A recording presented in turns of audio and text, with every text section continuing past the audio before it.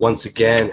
Thank you all for joining us. This is Nuance. I am Mike Scala, joined as always by Jay Carter, also known as Timid. He is the chair of BLM Tokyo and hip hop MC extraordinaire. What's going on, Jay? Just enjoying the good weather. We're having a 70-degree day. Tomorrow's supposed to hit 80, so I'm going to get out and get a few miles in. So was one of the groundhogs, right? Now, there were two groundhogs here. One said more winter, one said spring. It looks like maybe we're getting spring. Well, we're just going to here it's going to be 80 tomorrow, and then the following day it's going to drop down to like the 50s. I guess when the groundhogs disagree, one of them has to be right. One of them has to be wrong, right? Yeah. So we'll see. I like the warmer weather. I'm ready for spring. Yep. I don't care about it. People say we didn't get a lot of snow. Yeah, I don't need snow. I don't need it. I'm good. Let's get to I want it. We have a very special guest with us this week. We've got Joe Thompson, who is the president of HBCOP, and I'm happy to have you on, Joe, because a couple of weeks ago we did an episode on the paid private security proposal in Howard Beach, and we talked about HBCOP and what it's been doing and how that might all work together. And I know you wanted to clarify some things and give HBCOP's take on that. So welcome, Joe. Thank you for joining us. Oh, thank you, Mike. Thank you, Jay. I appreciate the invite. Sorry I wasn't able to attend that last meeting.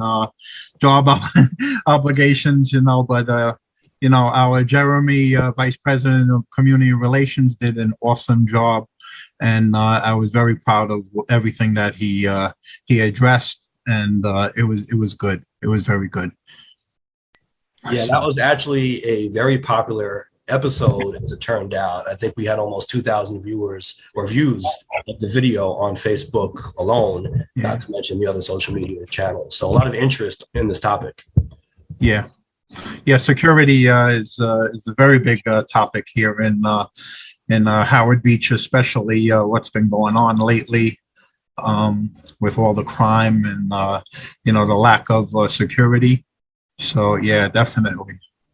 So we'll get into that in a few minutes. We'd like to lead off with something on the lighter side, and being that Jay and I, come from a hip hop background, and we're very interested in this Chuck D documentary that's been airing on PBS. This, of course, is the 50th anniversary of hip hop. And so we're seeing the celebration of hip hop's 50th birthday, including this documentary. And I know, Jay, you saw a few episodes. I saw the first few episodes. I think a fourth one is set to air soon. What are your thoughts, Jay, on what has come out so far? I think it's good. I like that it's, giving some background on there, and Chuck D is definitely one to be able to do it and do it right. So, no, I'm enjoying it. I haven't seen the most recent episode or the fourth one. I haven't seen that one yet, or third or fourth. But yeah, no, I'm here for it. There's been several of them. Yeah, I think the fourth one is set to air this week.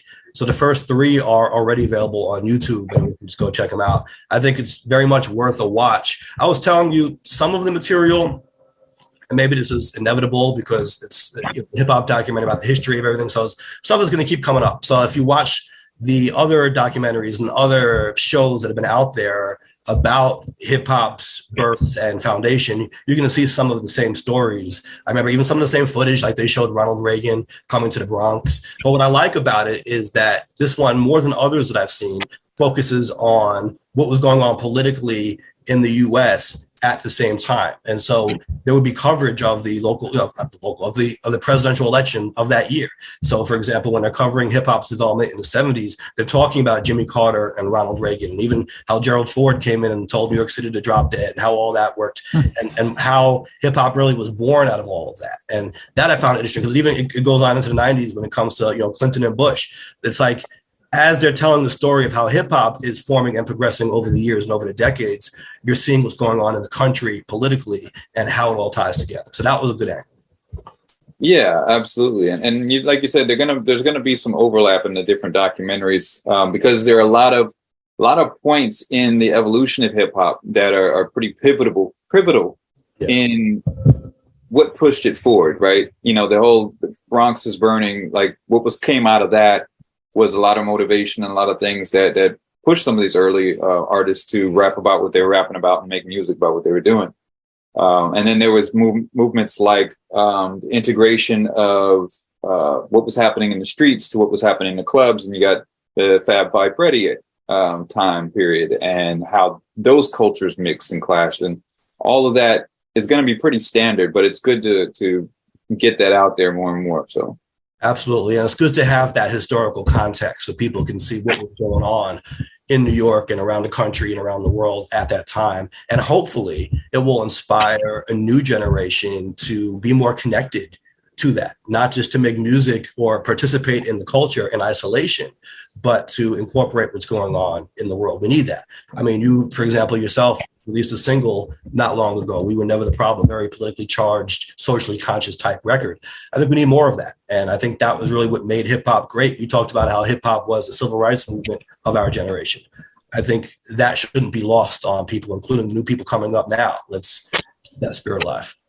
And I think that's really important, because, you know, we've seen hip hop, you know, spread worldwide, right? And generally what it starts to happen is it becomes that voice of the voiceless in all these different countries.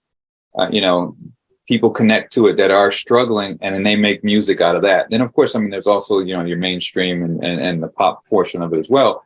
But there is that core that comes out of struggle and communicates that type of struggle. And we see it in different countries. So even in Japan, you know, there's hip hop is kind of used for whenever they do protests now. It's been integrated in their kind of protest type of culture, because there was a hip hop artist that was involved in certain protests in Japan, probably like 15, 20 years ago.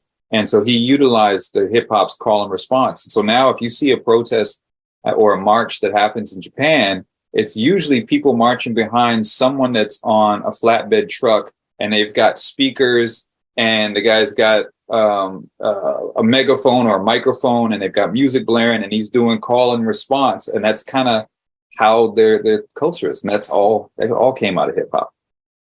And they don't even know it. They don't realize it, but it's yeah.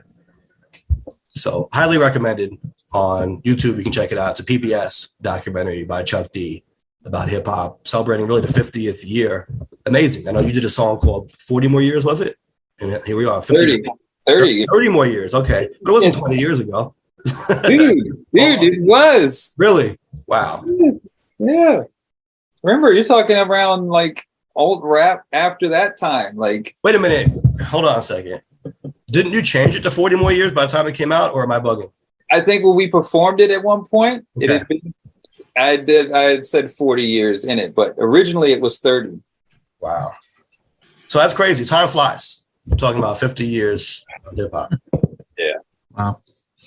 Well, I do want to talk about HBCOP. And in fact, I guess as a segue, Howard Beach did come up in that documentary. And you know, obviously 86 was a dark time for Howard Beach, and not just for Howard Beach, for New York and a lot of what was happening at that time. Spike Lee then made the movie Do the Right Thing, which came out in 89, which really focused more on Brooklyn and the Crown Heights riots and all that kind of thing. But Howard Beach was a part of that movie. There was a chant, if you recall, in Do the Right Thing about Howard Beach during the riot scene. So, you know, very much part of pop culture, if you want to call it that. And we're still dealing with issues in Howard Beach now. Of course, the topic of conversation has been security, because crime has been on the uptick. Even probably an understatement, crime has been on the rise recently, and people are very concerned, justifiably so, about public safety. And so there's been a proposal that we covered a couple of weeks ago to have paid private security in Howard Beach. People have different opinions on it. The proposal as it was put forth would be for people in the neighborhood to contribute money to pay for this. And there was a company that was used in deposit in the Rockaways. I know they were looking at that company as a possibility, but we questioned whether it was even feasible to raise as much money from as many people as they were saying would be necessary at the time. Now, I do want to look at that more closely, because we kind of just threw it out there a couple of weeks ago, and people in the chat were giving us figures and these different ideas and different proposals and different iterations of it. So one idea that came up was that you would need 6,000 out of the approximately 8,000 homes in Howard Beach to fund this. And we said that was basically impossible. You're not going to get 6,000 homes to give money to this. But it really wouldn't be 6,000. It all depends on how much money each person or each household is giving. Because if you do 6,000, and they were talking about what, 300 per home for the 3 cars, now you're talking $1.8 million. It didn't cost that much money. So if we're trying to get 6,000, really, you wouldn't need a whole lot of money from every household. I think the proposal was not really for 6,000. I think it was for 600. And if you do 300 each for 600, that gets you to 180,000. And I think that was consistent with what they were saying, that each patrol car would be about 60,000 per year. So if they wanted the 3 cars, you can get $300 out of 600 households, and that would get you there. And there's one way to do it. I think if you were to raise that money realistically, you would need a few people to give a lot of money, and then you can get as many people as possible to give a small amount of money. But I think the most feasible way to do it is with donors who just have the money, who can put in a lot. I think that's the way you're going to get there. But another aspect of this was HBCOP's role in all this, because HBCOP, the Howard Beach Civilian Observation Patrol, as you can see on the screen there, has been doing patrols as a nonprofit for free for years. If you're going to raise money anyway to ramp up the security in the neighborhood, why not look at steering that or some of that towards HBCOP, maybe beefing up HBCOP's operations? They've been doing the work anyway. These are local folks. They're out in the community. They care about the community, and it's a nonprofit. So as you know, and there's obviously a lot of politics that goes into this, but nonprofits can be funded by government grants and discretionary funds and all that kind of thing. Of course, you need cooperation from your elected officials, which is another story, but the mechanism is there to do that through the government. Whereas if you're talking about a private business, it gets a little more tricky. Now, really, you need to lean more on contributions from the people. And should we be asking people in the neighborhood to part with their hard-earned money if we can do this on the nonprofit side? Or can they somehow work in harmony, HBCOP and a private company? So we wanted to bring in Joe to give his thoughts on this on behalf of HBCOP. Yeah, Mike, 100%. You're right. Definitely, HBCOP has been here since 2014. Started of June 2014. I came up with the idea. Actually, for those that don't know how the COP program started, the Civilian Observation Patrol actually was created by the NYPD. And this was created in the mid-70s, around the same time that the Guardian Angels came out, which they just celebrated their 44th year anniversary. Reason why I know this is because when I was 16, I joined my first civilian patrol in the 70 precinct called KCOP. And they actually trained me at 16 years old. Back then, when the program was started, the police department actually provided training like it was for the auxiliary police, kind of, except for we didn't carry handcuffs, we didn't carry weapons. We really were just the bigger eyes and ears for the community.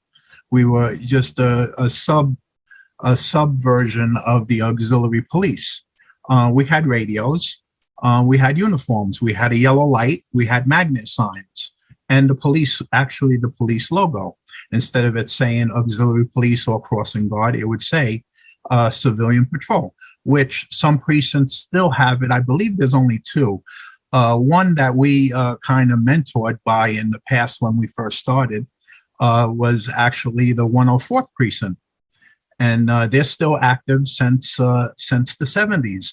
And that's amazing that they were able to get an office in the precinct and be the role model for this civilian observation patrol.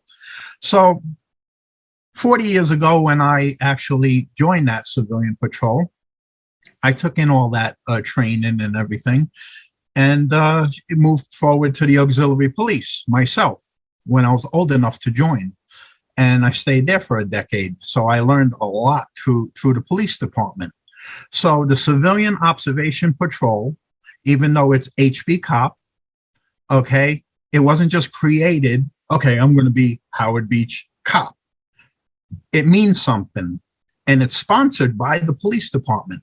Unfortunately, when I created in 2014 the program for Howard Beach and followed the necessary rules that they needed, which was basically incorporate a not-for-profit name, which is the Howard Beach Civilian Observation Patrol, get the proper insurances, and get the bonds, get everything we need to operate. Create a uniform. That's why if you look behind me, is my logo. Okay. I created a logo where it doesn't seem like it's the police department type logo. I don't want them to misunderstand that I want to play cops and robbers out there. That's not what civilian patrols are. So if you see patrol cars out there from civilian patrols that look like police cars, that's dangerous for their members, first of all, because they don't even have weapons.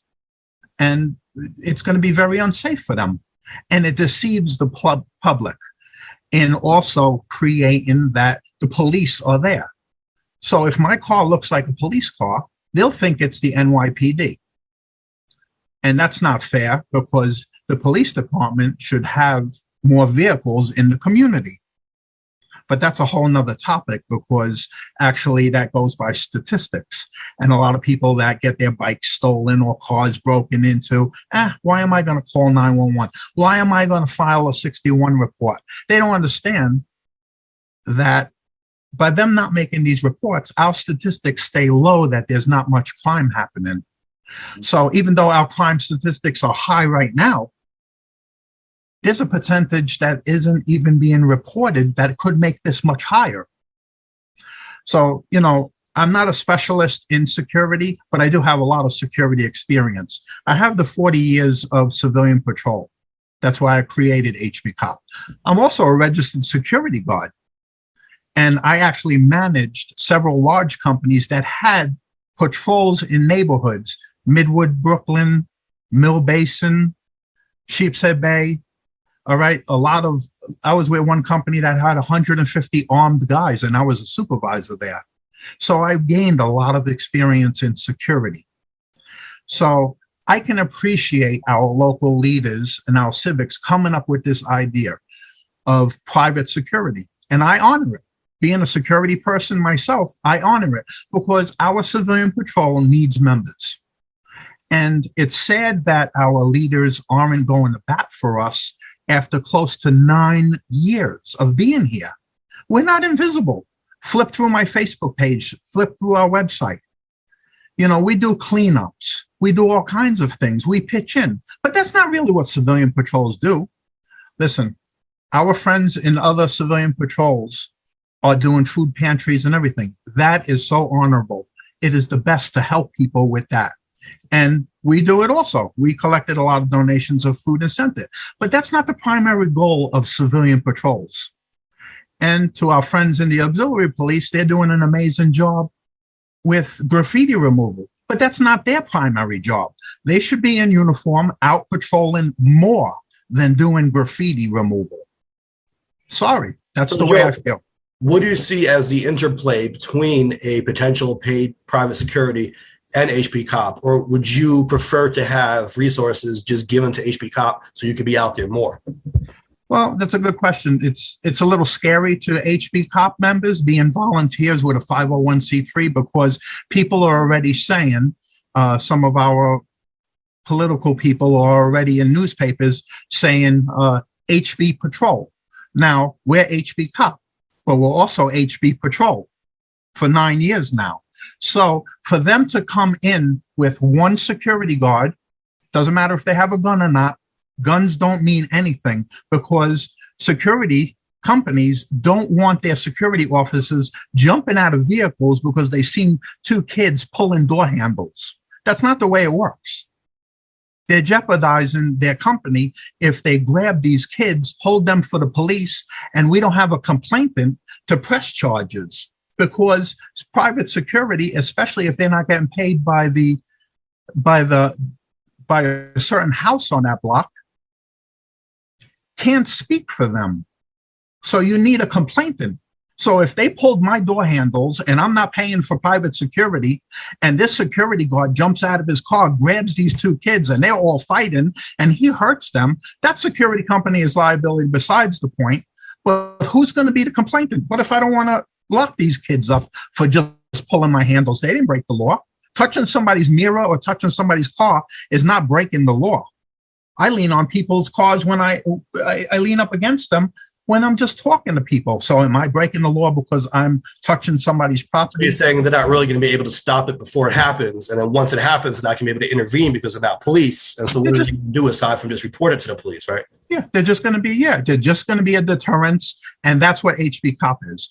HBCOP is a uniformed deterrence. The problem is, or the benefit is, we're a uniform company that actually have members that live in the community, born in this company. I'm there 27 years, that actually work on quality of life issues and report to 311 about traffic lights or graffiti or potholes or abandoned cars or anything that needs to be corrected in the community. I just wish that we had a better relationship with our civic. You know, we attend their meetings. We haven't attended lately, but in the past we did. And honestly, I sit there in uniform and they never even acknowledge that we're existing in the room. Why is that? Why is that? We're out there. We were out there 7 days a week. Last summer, we had 8 cars, 2 members in each, because our policy is to have 2 members in each car. Some of us have body cams, so we can tape record things that are going on.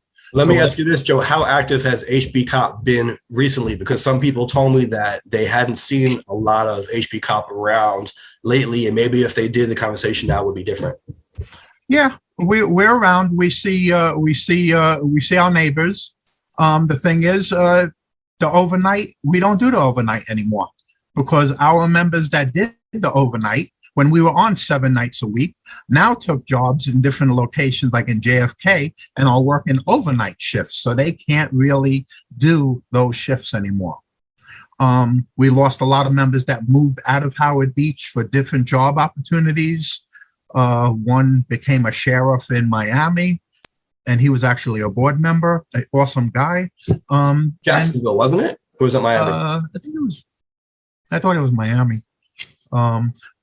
Yeah, and you know, we are very low on members. It's very hard to get people to join for some reason.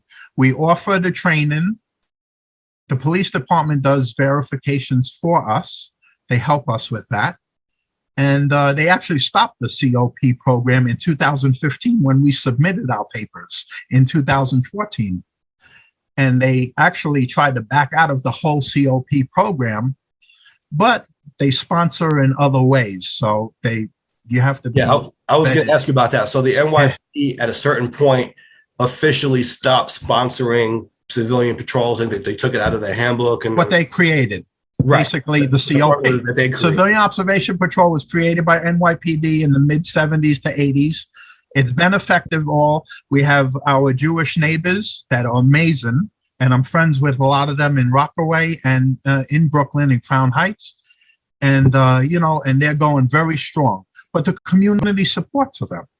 The community purchases cars. They sponsor them, talking about donations.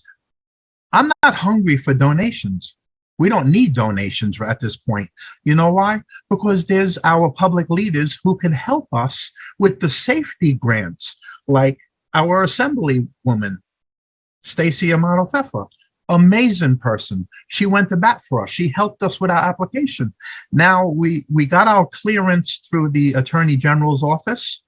We basically had to do a lot of paperwork with the Department of Justice, and their forms have to be you have to do the I's and the T's crossing and everything with them. So they see everything that's there. You have to have all your receipts that you're claiming and everything. So it's submitted. And I just got an email actually about 2 weeks ago, and it's going to be processed soon, which is amazing. The point is, I don't have to accept donations from the community if we get these grants, because we do have expenses. We do have liability insurances. We do have gas. We do have maintenance on our personal cars that we use there. Last year, my water pump went for $1,500. Since we didn't have many donations, I paid for that out of my pocket. You know, hitting these speed bumps and other things, the shocks go, the cars are a little older. There was an electronic problem, which was another $1,000 or $2,000, which our friends at Trackside and PJ helped us out. And it still cost a lot of money, but they helped us with it and did it fast for us. So, we're there. Right. We're out there. So if HBCOP had the funds that they're talking about raising for this private security firm and already being in place, would you be able to do the same thing that they're looking to hire someone to do? We are doing the same thing they're doing, except for we're doing it in more reasonable hours because we're full-time working people supporting our families. But with that money, you'd probably be able to bring on some full-time people to work those overnight hours. But the way I made this organization, I've made promises that whatever money comes in as donations as a 501c3 goes back into the community at 100%.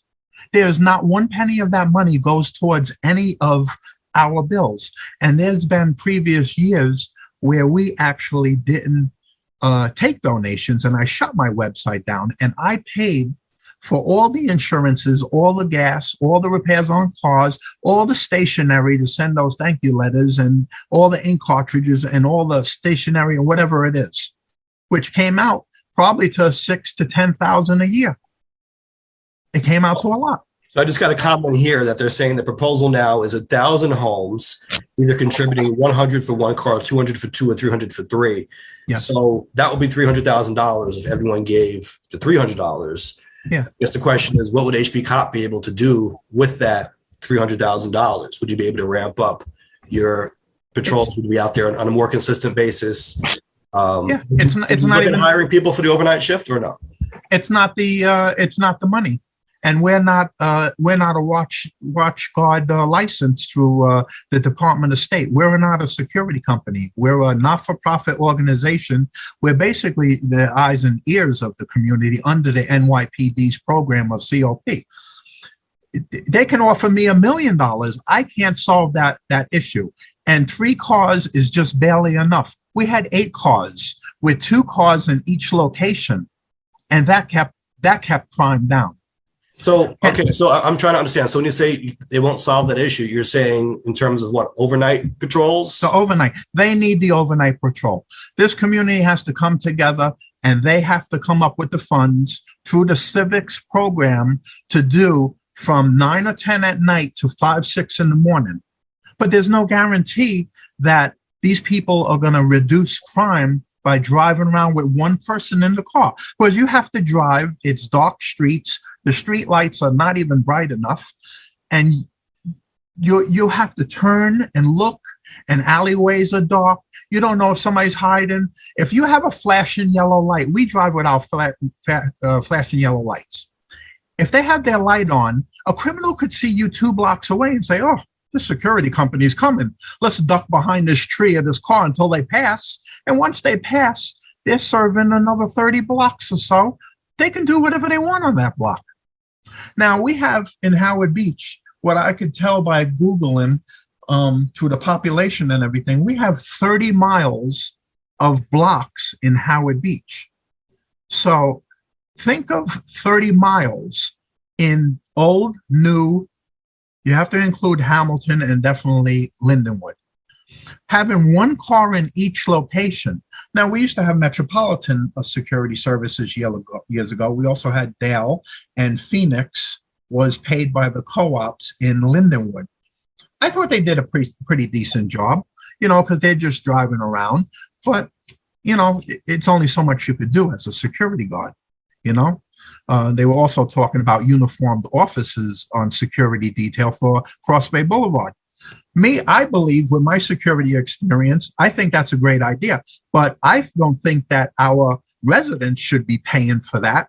I think that there's more than enough businesses on Cross Bay Boulevard where they can come up with a plan for some type of a commercial association or a business association where they get the money together for the special detail for 4 to 6 hours at night, since most businesses close at about 10 or 11 o'clock.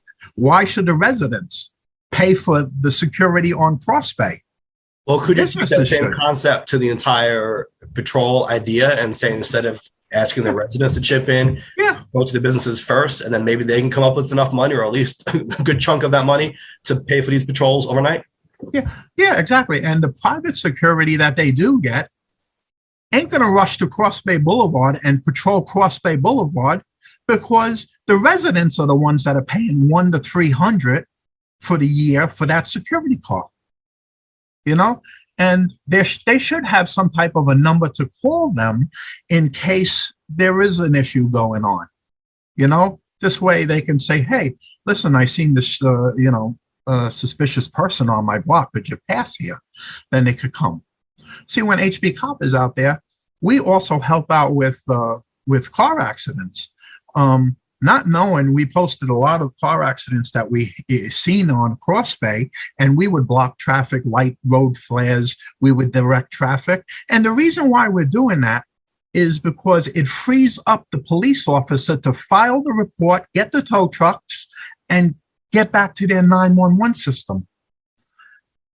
By us not directing traffic, they have to pull more police officers or auxiliary police and block traffic and direct traffic. And we also have EMT, so we can provide some first aid there, which is very helpful, So there's a lot to unpack here. Jay, you're going to ask something? Yeah, I was going to ask, so in regards to the proposal that's being put out there about hiring the private security firm, and, what HBCOP is already doing, what is it that you would like to happen? How would you like this to play out? Well, I didn't attend any of the meetings. I just, the timing is bad with my job and everything.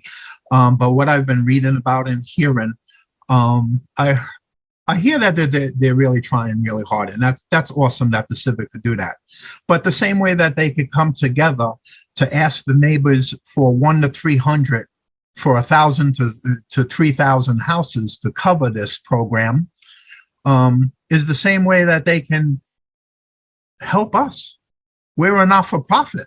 We're out there for 9 years without one single hello to us.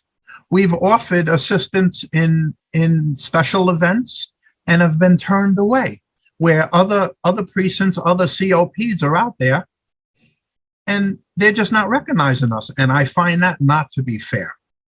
I find that to be unacceptable. Very unacceptable. And a lot of the community doesn't understand this. And I don't understand it either. But I'm willing to work with them. I'm willing to work with them. I'm willing to sit down with them. And if they want me to report to them, as I promised in past, I would report to them instead of going through 311 and other things. If they want more responsibility of what we're doing out there, we're willing to compromise a certain way. But they can't treat us like we're not the same status as them, because they're a 501c3. Right. And that's why I really can't understand is how are they sending the survey, and how will the funds be allocated to them as a 501c3, where they have to report those funds that go into their bank account to the Attorney General's office, because I know I had meetings with the Attorney General office to see exactly what laws I would have to follow. And they said, if I receive $1 donation, it doesn't matter. I have to send in my 500 CHAR 500 forms for their office for public knowledge. So if they're collecting $300,000 for the year for 3 patrol cars, how are they allocating the money to a private security through a not-for-profit? And how are they certain people telling me that they're being promised a tax deduction if the security company is not? They're not a not-for-profit. They're not a 501c3 right. Not-for-profit. So how can they? They're paying for a service, so they can't deduct that from their tax. That's a really good point that Joe brings up. So when people who don't know out there, when someone makes a contribution to a 501c3 organization, I send letters all the time. It's a not-for-profit organization organized under Section 501c3 of the federal tax code. And what it means is that contributions that people make to those not-for-profits are tax deductible. So they can write off those contributions as charitable contributions when they do taxes. Yeah. But what Joe is saying is that the proposal here is we're going to collect this money through a nonprofit, apparently, meaning the civic, and give it to a private company. So really the people are making contributions to the private company if it's just being funneled through the civic. And so how is that tax deductible? That's a very good question. Yeah, the private company, private security company would have to send individual invoices to each home that wants to participate and collect their funds straight from them. As far as I know, that's the way it used to be when I had managed, security companies and stuff. But just to get back to Jay's question about what I would like to see is, I would like to see our public leaders and our civics basically embrace our volunteers a little more, make us feel like we're doing something out there also, because they could see us doing, but they don't dare to say that we are. And this way we can build a stronger, united community that will basically be there for everybody. I'm sponsoring their idea about the survey and for private security. I agree with them. I'm not talking negative about them. We need this. We definitely need this, but our community has been up and down for years. What the community needs to understand is you can't go after people for walking down your block with a hoodie on and touching a handle on a car. When they get into your car, that's a different story of trespassing, robbing, and other things. And the police have been doing an amazing job by going and actually responding to these things. Right. And I'll say, on them. I want to make this point too, that the civic that represents Howard Beach does have a responsibility to the people of the neighborhood. And if you go up and down the neighborhood and you look at people's homes, there are so many HBCOP signs that you'll see. I mean, you just see a visible display of support for HBCOP throughout the entire neighborhood. And I think anyone in a position of power at the civic level or anywhere else needs to acknowledge that this is what the people want. And this is a group that's been out there keeping an eye on the community for a long time without being paid and without really being supported by the leadership here. And I think it's time that they got their due. And it's not a matter of ego or anything like that. It's just a matter of acknowledging they've been out here doing the work. They're from the neighborhood.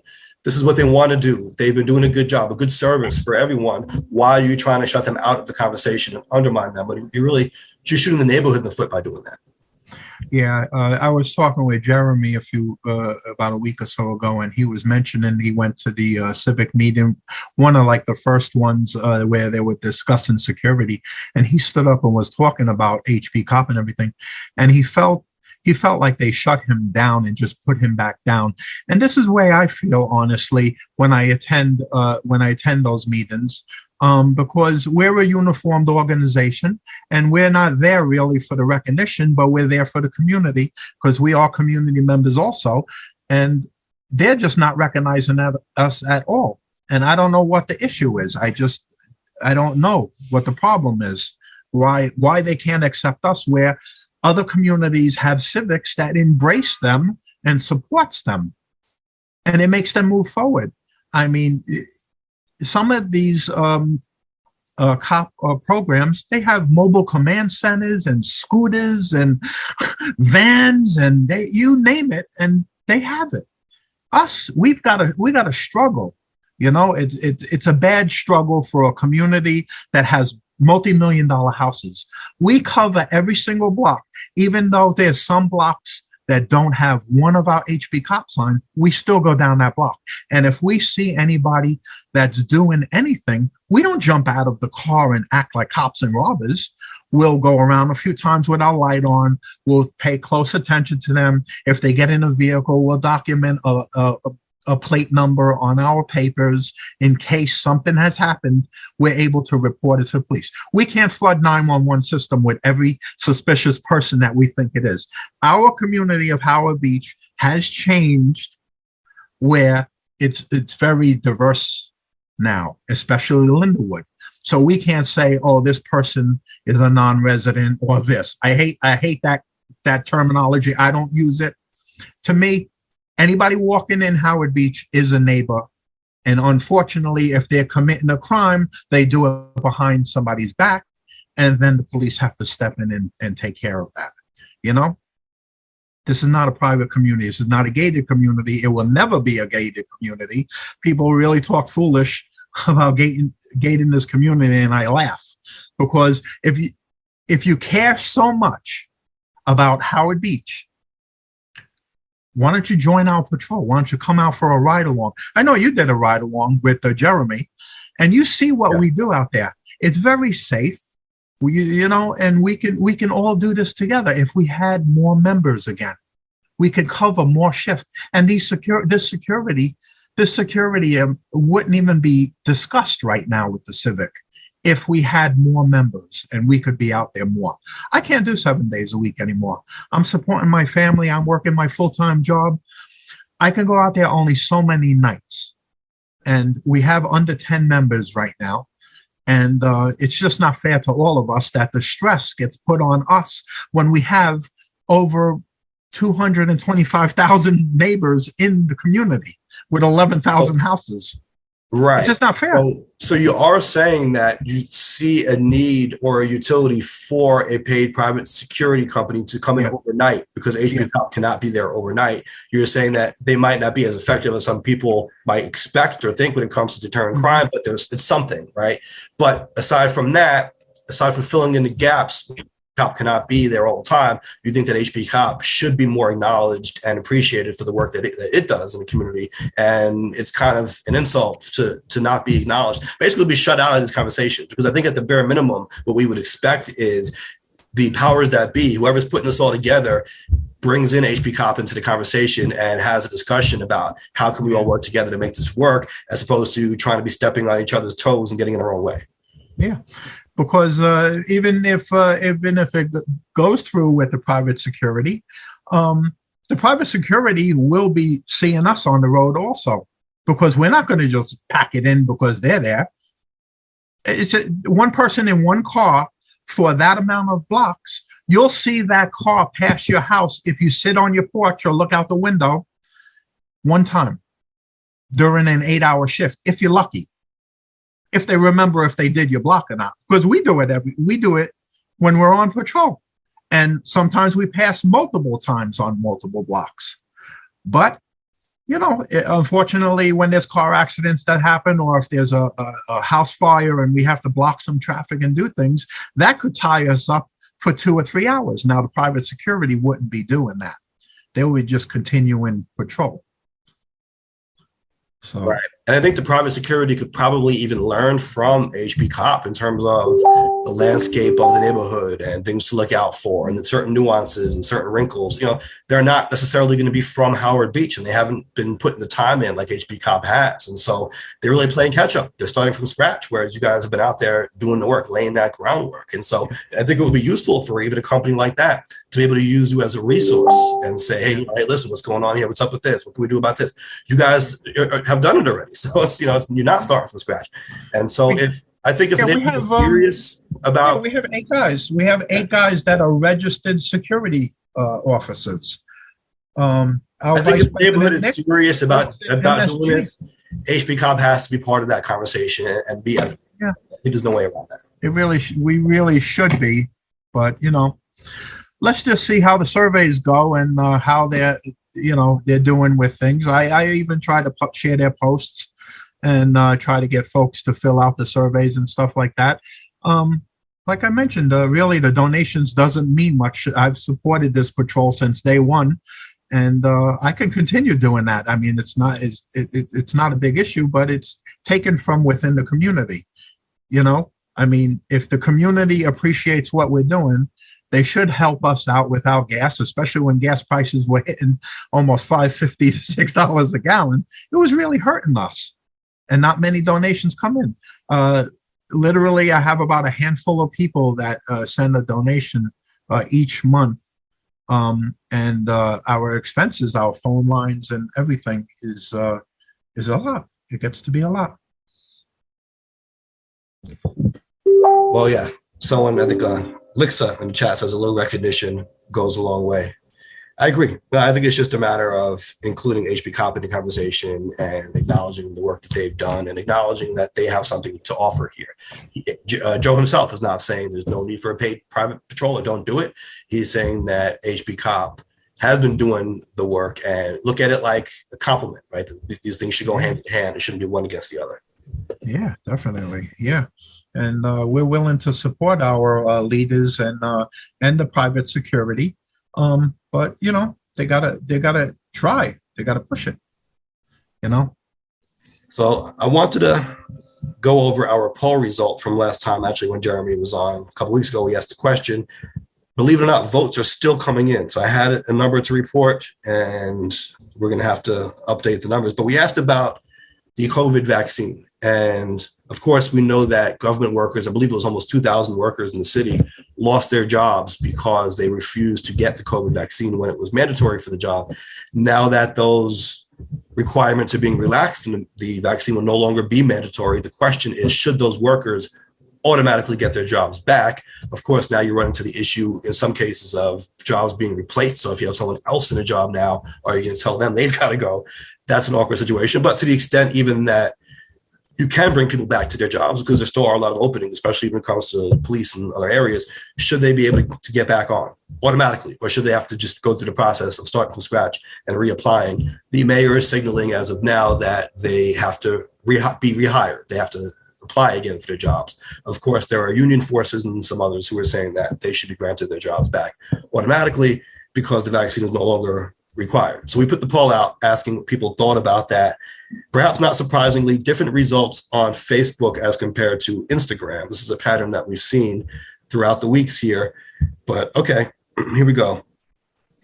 You know what? Let me retabulate these votes. I'll say this, Jay, while you can add on your thoughts. Facebook leans towards yes, they should get their jobs back. Instagram leans towards no, they should not get their jobs back. So I'm going to do an actual calculation here to see what it comes out to. But Jay, what was your thought on all this? You're on mute. Yeah, I posted it up on the Instagram channel, the Nuance Instagram channel, and there were several comments that came through. It seemed to, definitely, we had one that said, they definitely should not get their jobs back because, this was a job requirement. They chose not to do it. And so, if at any other job, there's a job requirement, you don't do it, then, you don't lose you lose your job. But of course, there were others who came in saying not only should they get their jobs back, but they should get the back pay as well for the time that they were out, even though they weren't working at the time. They should come back in and get back pay. So there were about a couple of 2 to 1 on that. And then there was just one random comment that just said, sue them all. So I don't know what that's supposed to mean. So I did the calculation here. Believe it or not, it comes out to 50-50.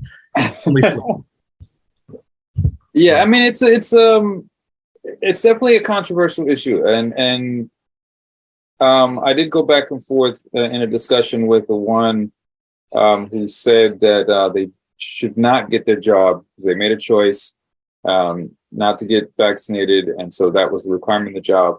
And so I wanted to, it's not really such a cut and dry issue at this particular point, right? It's not like if you're in a restaurant and you have to wear a hairnet and that's the requirement of the job, or you can't work there anymore. This is a little bit different because we're talking about a chemical being injected into your body and they don't know the complete effects yet, right? So it's not such a cut and dry situation. So I'm trying to ask, if there's any leeway to think about that sort of situation, right? And this person was like, no, just straight up, no, they made this choice. Their actions have consequences and that.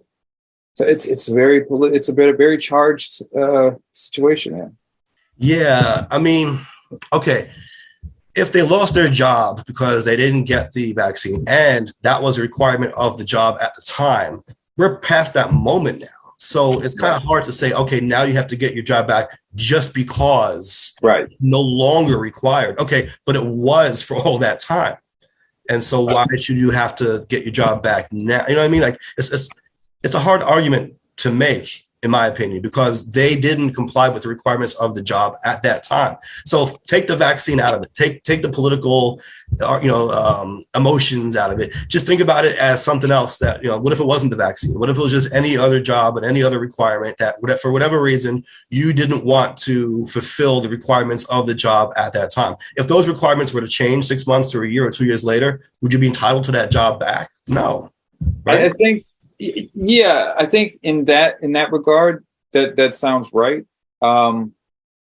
I think it does. It's not as cut and dry when we're talking about injecting a chemical into your body. Now, should they get their job back? And as some are arguing, with back pay? I don't think so. I think we should recognize that this was a very out of the ordinary situation, and maybe now that they're repealing the mandates, maybe when these people come in, maybe they should just maybe go to the top of the list.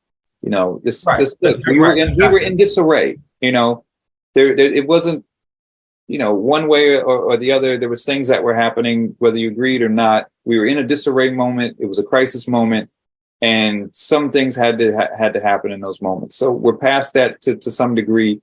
And so now let's say, okay, you reapply, but we're gonna consider you because maybe give you preference because you have the experience, you've done the job already, and it's kind of an easier transition.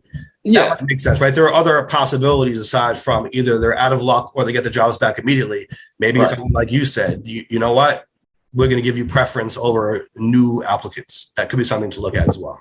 Yeah, and I don't think anyone that's still there now who came on during that time, I don't think they should lose their job. I mean, if there's positions that are open now, then that's something that we discuss. But people who came on, who did get vaccinated and took the job, I don't think they should lose their job. I think some people might try to draw the analogy to the legalization of marijuana, where people were locked up over marijuana offenses. Now marijuana has become increasingly decriminalized throughout the U.S.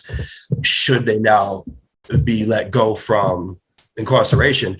I think that's a different argument, though, because that was about really correcting an injustice and coming to this idea or this place where we no longer think that marijuana possession is worthy of that type of sentence. Right. But here we're talking about the situation changing, circumstances changing. We're not saying that we no longer think the vaccine should have been the thing. We're saying that we're no longer requiring it because the virus is killing as many people and affecting as many people as it was. So we think now that we can relax those regulations. So that's not a matter of changing what we thought the requirement should have been in the first place. It's just a matter of responding to the changing circumstance. Yeah, I think that sounds, fair. Yeah, I mean, it was an emergency situation, and people can be upset about the mandates. I personally don't like the mandates, but as far as the government goes, they were going to be criticized whatever way that they went, right? Some people are going to say you should do this earlier. Some are going to say you shouldn't do it at all. Like they had to do something. And this is the route they chose. And this is what happened. It was a crisis situation. Now we have a little bit clearer heads. And so, let's see what we can salvage out of that. Hey guys, I have a question. Yeah. What about like police officers that were on the job prior, to years where they didn't require that much education like the college now and stuff like that? And they did 20 years, 25, 30 years, but they were still going and they were still working. And now because they didn't take the vaccine, they got fired. Now they want them to reapply, but the age limits are changed now. So how would they fit in? That's also a good question. And it also kind of raises another question in regards to pension. If they were fired for not following and then they come back on, does the pension continue? Does it start over, or did they just lose out after giving all that time in? How would that work out? Yeah, and I think that would need to be part of the solution that we were just trying to come up with, where, all right, maybe they don't automatically get reinstated, but that doesn't mean they're starting from zero either. Maybe they should get the credit that they put in, and it's not, you're not treating it as a new applicant who is just coming in off the street. Maybe you still want them on the police force or in those jobs, but it's a complicated situation now because there are other people who came in after. At the end of the day, there was a requirement that they chose not to fulfill. And it's not like it was just sprung on them and they had no say in the matter. These almost 2,000 city workers said, I understand this is a requirement, but I'm choosing not to satisfy the requirements of the job. And you know what? You don't have a right to a particular job. I mean, I get that as well, but to be, again, to be fair, I have to go back to you're talking about injecting a chemical into your body and being required to do so. I think it's a little bit of a different argument than saying you have to wear this uniform at work or. Well, it is, but that's why we're saying, I think, that we want to give them some consideration here and say we don't want to from scratch. If it was a matter of not wearing the uniform, then maybe they would be out of luck and we would say you got to start from scratch now. That's not what you and I are suggesting, I don't think. Right. And I think it's also another to on that side. A point can be made is, okay, look, you made this requirement and I got fired for not following this requirement. We're about a year and a half later, and now the requirement's no longer there. So was that requirement even necessary in the first place? And if it wasn't, then why was I was in that position to potentially lose my job? But that was in response to the changing circumstances with the virus. I mean, we're not saying that. You could make that argument if the circumstances didn't change and people were still dying at the same rate and getting infected at the same rate. That's not the case. So I think the requirement relaxing is a result of the virus not being as deadly and as bad as it was as a pandemic, right? I mean, we're not in a pandemic phase of society anymore. We're trying to move out of it. So how do you move out of it? You do things like start relaxing those requirements, but that doesn't mean that it wasn't a good requirement in the first place at that time. Right. Maybe it was, maybe it wasn't. It doesn't answer that definitively. I'm just saying that doesn't tell you, that doesn't answer that question because circumstances could change. Right. So I think they should take them back.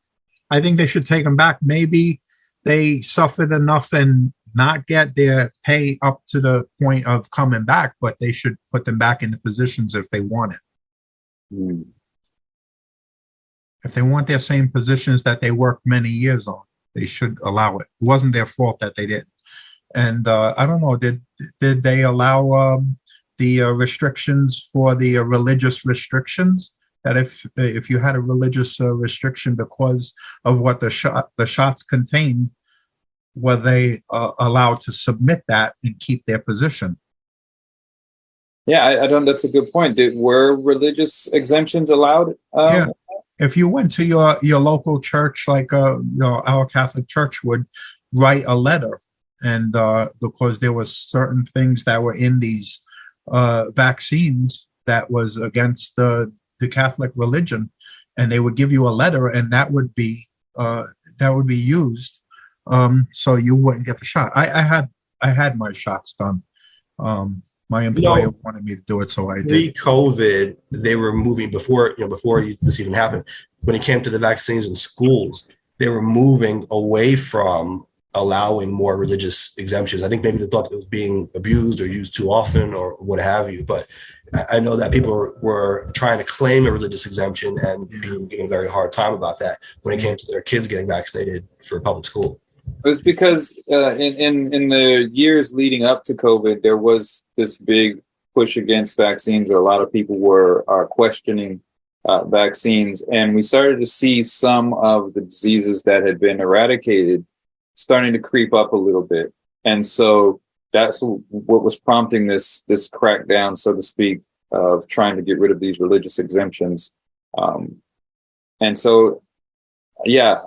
I guess if it was working in New York, they allowed for it still, it sounds like. There was a lawsuit in 2021 where a federal judge ruled that New York State health officials must allow employers to grant religious exemptions to a vaccine mandate for healthcare workers. But if you parse that language, health officials must allow employers to grant religious exemptions. Not saying that the employers have to grant the exemptions. Right, right. Mm-hmm. So, Yeah, I mean, it's, I think, it was an unprecedented situation that none of us had faced in our lifetimes. And I think moving forward, that should be something kept in mind. So if allowances are made or decisions are made, that should be kept in mind, And like we said, maybe there's that balance where they can reapply and be put at in the front of the line. yeah, and it's hard to find sometimes the nuance in these solutions because they're so politically charged. And I saw that on the poll. On Instagram, people tend to lean towards the left. On Facebook, more towards the right. And you see that in the responses. I think some people also just are anti-vaccine mandate. And so they're quick to say they should all get their jobs back. Then you have people who are very pro-vaccine who say, no, keep them fired. We don't want them anyway. And so it's hard to find a solution that kind of takes all these factors into consideration and acknowledges that it's a complex issue. It's not so cut and dry. Yeah, but those firefighters, EMTs, those police officers, those nurses, a lot of them, those first responders, I mean, they were doing this during COVID, and and they're forgetting that they were there for us. They were there, and then when they forced them to take the vaccines, and they decided that they helped out so much during COVID, why do I need that vaccine? I kind of feel the same way. I was a last responder, working at the funeral home.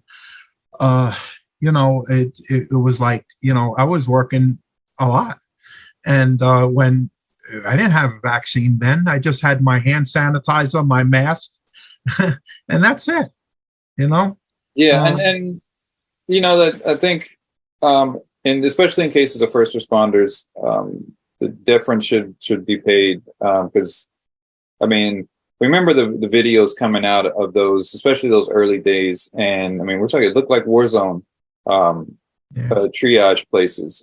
They were definitely on the front lines and putting in a lot of effort at great risk to their own health. So, I think there should maybe some kind of compromise should be put into place. Yeah. And of course, litigation is happening over this, and so the courts are going to have to weigh in also. Yeah. And I know, Jay, you brought to my attention a recent case that's going to be argued before the U.S. Supreme Court, right, about YouTube and its liability. Yeah. So, that's a thing going on right now. It's been talked about the last day. Back in 2015, there was a terror attack in France, and there was one of the victims was an American girl, a 23-year-old girl. And so we're talking, I don't know, how many, 8 years now.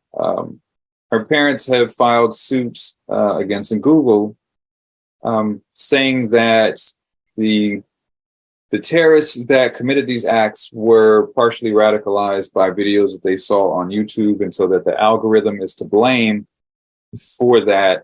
And so her parents are filing suit against Google to hold them responsible for the outcomes of that terrorist attack. That's what the Supreme Court is going to be weighing in on, or it's already started, I think. It started today, I think. So they're trying to decide whether basically there's a cause of action here at all, if this lawsuit can proceed in courts. Right. The U.S. Supreme Court wouldn't be deciding the case. It would just be deciding if the case can proceed, and then it would be kicked back to the other courts to figure it out. But the question is, should YouTube be held liable for the inflammatory content, let's say, that's posted on its platform by third-party users? Let's not forget, this is a social media platform, so to speak, where YouTube itself, Google itself isn't putting these videos up. People are just uploading videos to them. And YouTube, Google doesn't know everything that's being posted, can't possibly know everything that's being posted to the site. So to what extent are they liable for what gets posted, and if that causes damage? Let's presume that the video caused damages, because I think you do have that issue here of causation. Can you prove that the video itself was the reason these people got radicalized and did the attack. That might be hard to prove in itself, but let's assume that they could prove this video caused them to do what they did.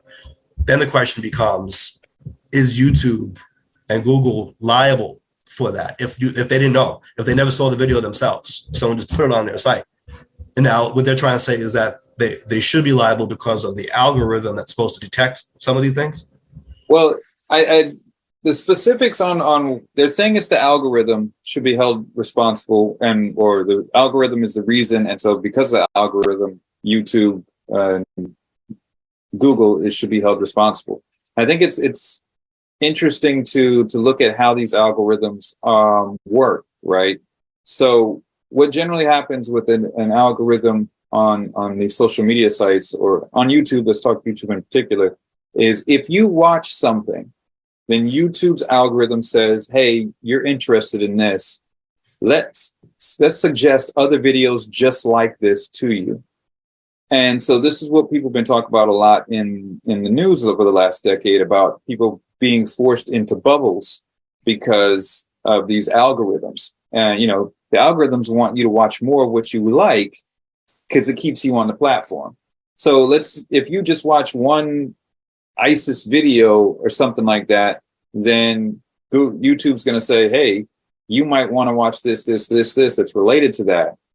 And so in that regard, I guess they're pushing that, this is the algorithm. Instead of just letting it so people just go in there and you watch whatever you want, it's kind of pushing you in a direction. Because if you try it, and I've tried it before, go and watch something that's, I don't know, something crazy.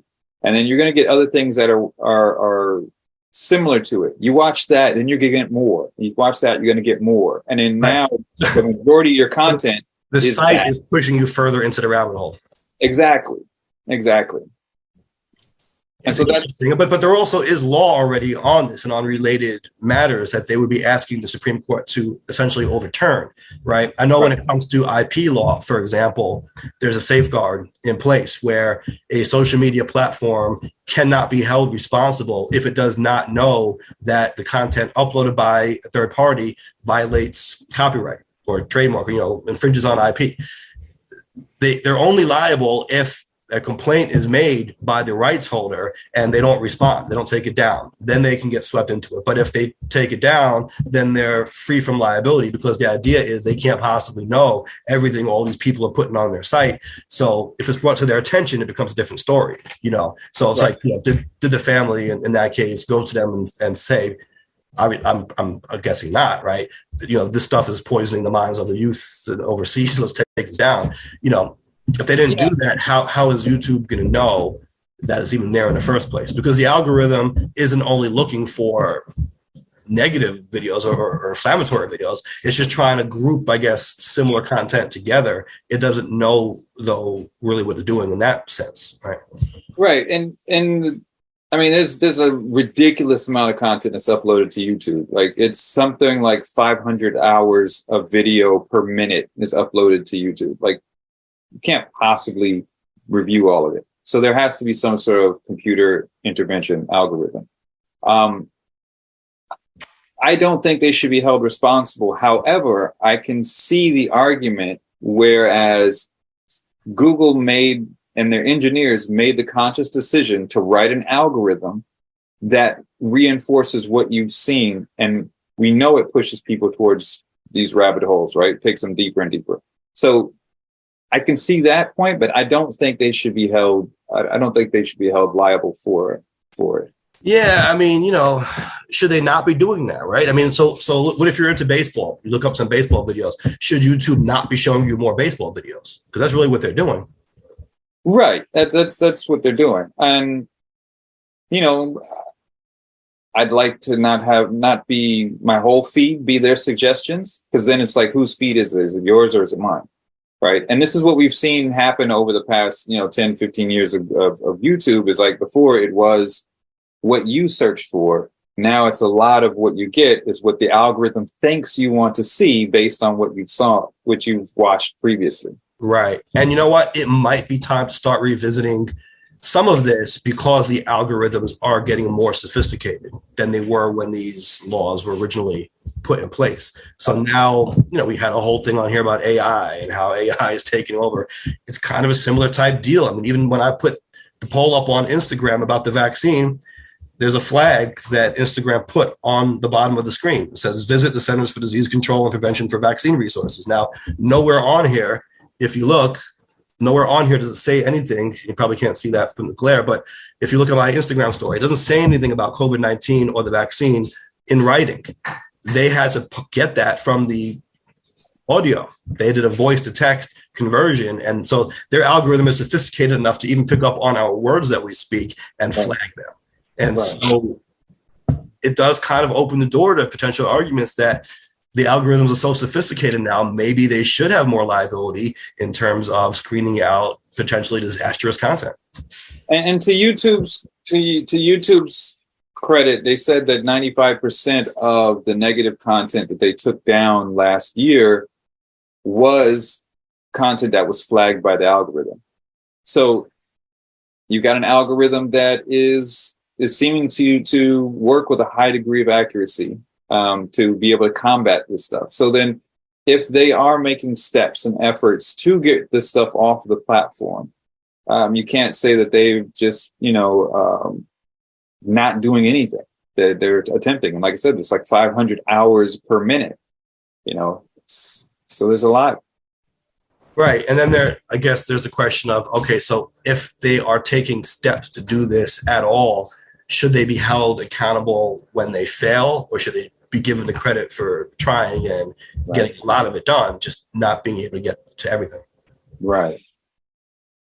Yeah, I mean, I can understand a point that since they're writing the algorithm and they're creating how the algorithm works, and they know what the outcome that they're trying to create, that there's somewhat of human intervention in that, right? Because a human has to write that algorithm. But I don't think they should be held liable for a terrorist attack because somebody might have watched a few videos on YouTube. We have to also take in, where is the human responsibility on that part? That person, would they, by watching a couple of videos on YouTube, be pushed to commit a terror attack that killed people? Right, and that's what I was saying earlier. You have that causation issue, but I was trying to stipulate, just for the sake of this discussion, that, let's just say for argument's sake, that video, those videos were the reason why the attack was made. That's gonna be hard for them to prove. But if they were able to prove that, would that make YouTube liable? And you mentioned the human element.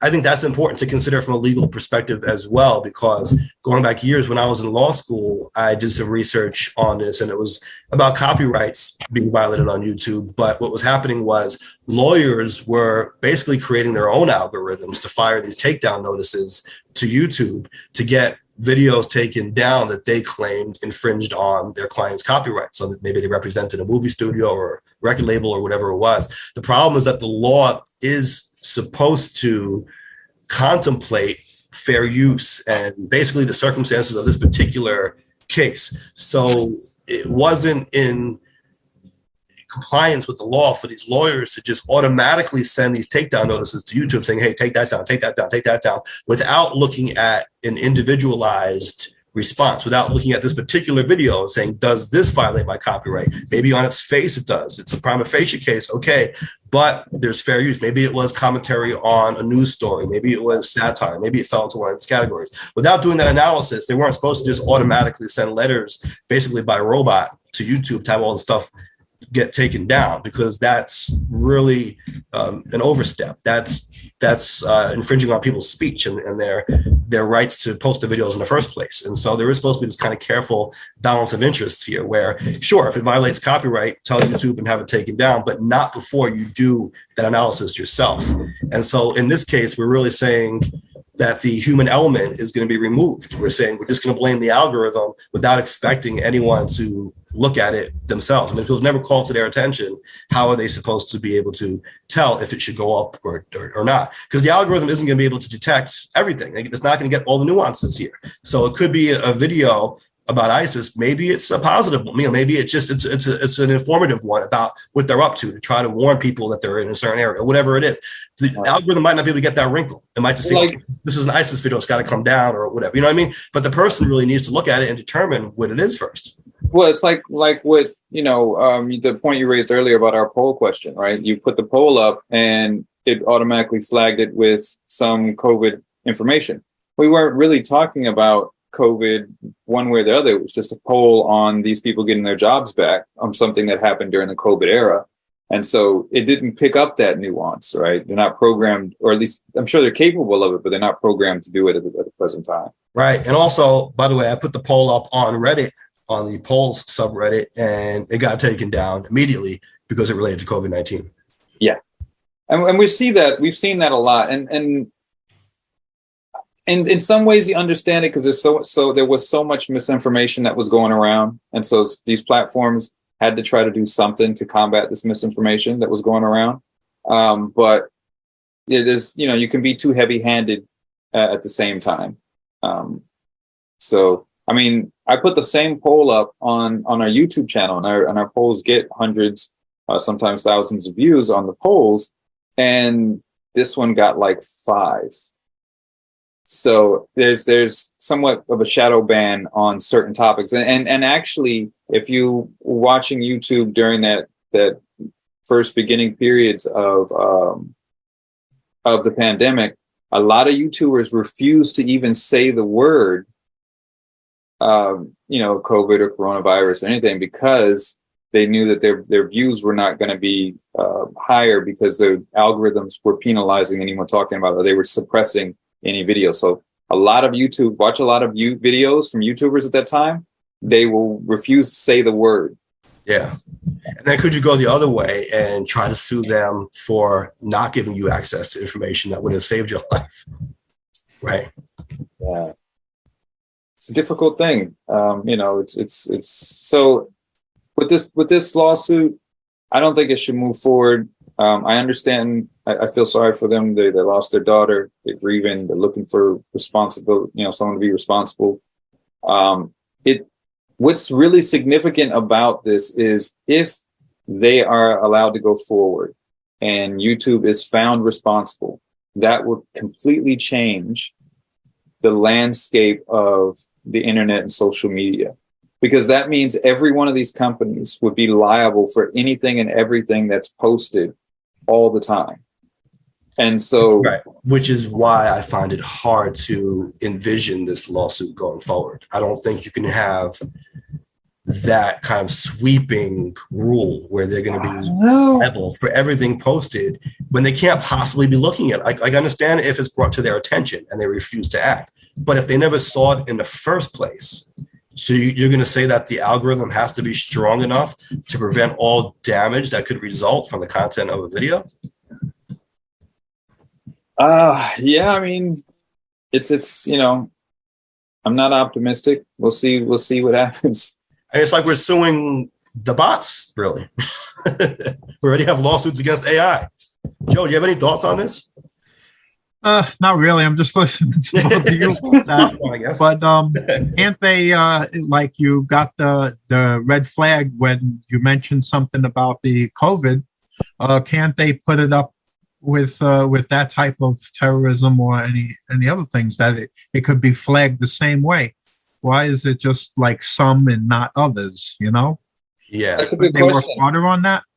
And that's a good question. And I'm pretty sure they have the capability to do so.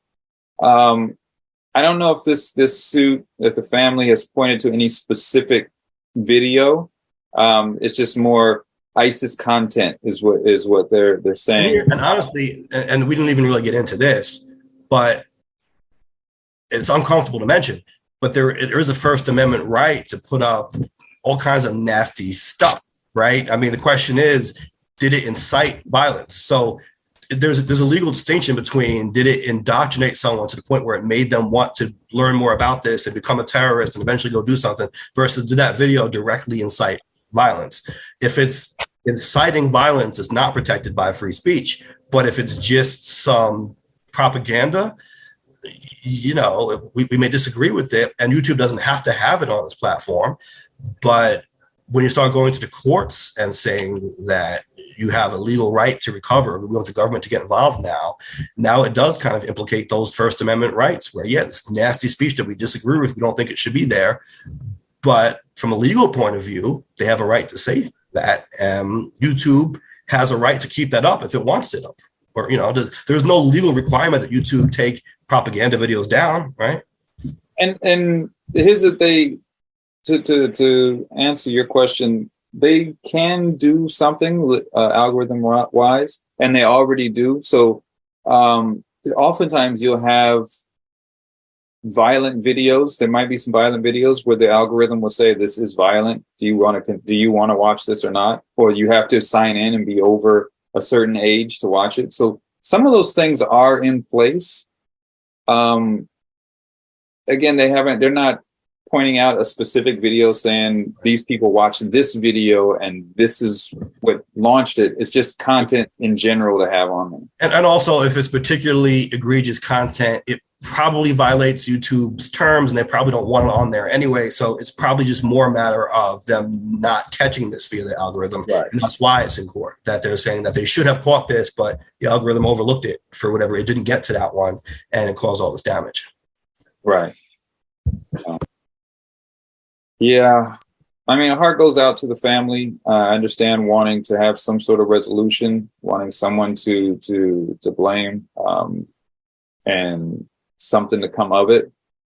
But yes, it's going to be a difficult one. And I personally would hope that they don't get held responsible, because, everything it's going to be messed up then. Yeah. And, strategically, when you file lawsuits, sometimes I think there's an inclination to sue the party that has the deepest pockets, right? So that can be part of this as well, instead of trying to go after the groups that put this content up, or, whoever might be responsible directly. Maybe they want to go after Google because Google's got the most money. Yeah, I mean, and we've been seeing a lot of these restrictions being put more and more in place, right? Especially after, the Trump administration and that campaign. A lot of social media companies had to put in places restrictions over political ads, for example. You couldn't do certain political ads anymore, or you had to get special permission to do it. I did a parody song about Donald Trump, Hit the Road Trump. And I did a song and video, and I couldn't get that I kept getting rejected by YouTube reviewers. And these were live people, because the things have gotten so strict. And it's like, no, this is just a parody. I'm not, causing for anything against it. It's just a parody of the thing. And so we were seeing a lot of That's a really interesting point I'll bring up really quick. In the 2008 presidential election, that came up because this is when YouTube was really first starting to become prominent. And what was happening was one campaign would put out a video, and it was a campaign video, but the other side maybe didn't like the message or wanted to get it down. So they would file a copyright notice saying that, you use a clip of the other candidate speaking, or you did something that was in violation of the copyright, even though really it should fall under fair use and it should be allowed. But they were kind of overzealous with their copyright takedowns, knowing full well that by the time this got resolved, the video would have to come back up. But in the 24/7 news cycle, just keeping it down for a day or 2 days or 3 days was enough to get the result that they desired. And so the campaigns complained about that they were using these takedown notices over aggressively to try to get content taken down from the other side, which really they knew shouldn't have come down, but it worked because YouTube didn't want to get sued. And so YouTube would just take it down if they got a notice. Right. That's usually what happens. First complaint, they just take it down and then they figure it out later. Right. Because again, the law does give them that safeguard that once it's brought to their attention, they cannot be held liable if they take it down, if they respond. Now it's like, it was up, it was doing this damage, but we didn't know about it. Now that we know about it, we took it down. So you can't come after us. We did all we could do. Yeah. So that's how the law has been set up. So will the Supreme Court modify that in any way or allow this to go forward? We'll see. We can make that the poll question of the week. Go for it. All right. So let's see if I can get this out here in a kind of a generic sense that still gets at the heart of what we want to do. So the poll question of the week is, should social media sites and platforms such as YouTube be held liable for inflammatory content posted by third parties, which causes damages. You forgot you're supposed to make it shorter because I got to type all that into the video. I'm a lawyer. I'm trying to frame it in a way that makes sense. It isn't too long, but that's what I'm trying to do. These are tough. These are tough questions. Yeah. So I wish they were easy, but then we wouldn't have a whole discussion if they were easy. So, but this could potentially shape the way that the internet works in the future. If well. Pretty crazy. Thank you all for joining us. As always, it was a great discussion, and glad to have Joe join us, give some clarity on the situation in Howard Beach and HBCOP's role in all of this. We like to give our guests the last word. We call it the bottom line, Joe. So whatever is on your mind, whatever you want to leave the people with, what is the bottom line, Joe Thompson? Oh, thank you. Thank you guys very much for having me. I appreciate allowing me to vent a little bit. Well, the thing is, let's get out there and help our community. Everybody should, join our patrol, come out for a ride along, see what we do, see how safe it is, and see how much we can help. And definitely continue to support our local civics. And hopefully they will support us also, our civilian patrol. And we can clear up this crime. We've did it before. I mean, the 106 precinct is doing an amazing job. They know what they're doing, and we know what they're doing, but they just don't have enough help. And we're out there, and we can help. We're already uniformed. We already got a program that's 40 years old. So join us. Let's get out there and let's do this together. Thank you. Thanks for the last word. I appreciate it. Thank you, Joe. Well said. Of course, we support HBCOP and all its efforts, and we want to see HBCOP part of any conversation here. I think it's only right for the sake of our entire neighborhood, because you've been out there doing the work and you have that expertise and that knowledge, and we'd be fools not to take advantage of that. Yeah, thank you. Thank you very much. And hopefully, even if the Civic would like to sit down with us and maybe even be part of our advisory board, that would even be very helpful. We're looking for help too. We don't know everything, and we need not only support, but we need some guidance. There's a lot of organizations that could give us some extra help, and we would definitely take it with open arms. Excellent. And Jay, of course, where can people find the show?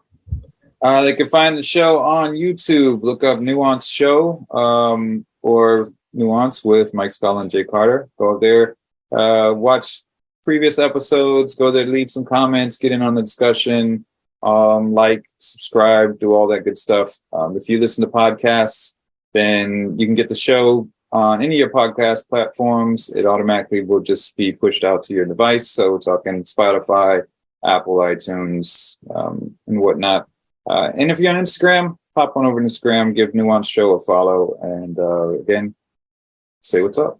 Yes, and when Reddit will allow it, I do post the polls on the polls subreddit. So it's Nuance Show on Reddit. You can holler at us over there. And by the way, real quick, speaking of Spotify, I am finally acknowledged as a Spotify artist. They knew who Paisan was, but they didn't think I was Paisan for some reason. And I finally had to get approved. It took like 3 or 4 tries, but we finally got in. So now I can control the content of my own Spotify channel for the first time. So this is good. Welcome to the club. You should get the little blue check mark now. Yeah, right? So thank you all, everyone, for tuning in. We will catch you next time. As always, we've got work to do. Have a good night. Thank you. Take care, Jay. Take care.